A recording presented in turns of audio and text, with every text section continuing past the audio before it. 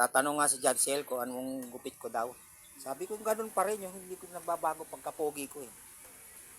Sabi ko gupit gwapo ha, hindi walang kupas. O di, Meron bang ganon? oo, natagalan niya siya eh. Pawis na pawis yung barbero ko si Jansel. Pawis na pawis. Talagang siyempre pinaayos niyang mabuti yung gupit ko, gupit gwapo eh. Kita mo naman oh, walang kupas oh, di ba Ching?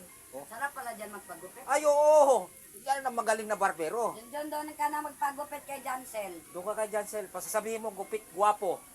Naku talagang, sa akin nga pawis na pawis, hirap na hirap. Lagi yan pag maggupit ako. Yung gupit ko talaga, gupit gwapo. Walang pagbabago, walang kupas. Tingnan mo naman oh, gwapong gwapo. Sa gupit pa lang. Kaya yun, magaling na barbero yan si Jansel. Bilib ako. Tatanggalin ko na yung si Jansel yan. Kapag ikaw na may-ari ng barber shop, Para hindi nagwapo yung pagugupit niya. automatic na yan pag nandun ako, ay, kuya, gagano na siya.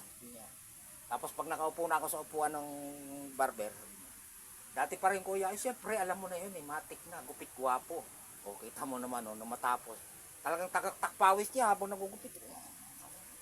Magkano tingin? Ay, malapit na Pasko. Pag malapit na Pasko, libre yan sa mga gwapo.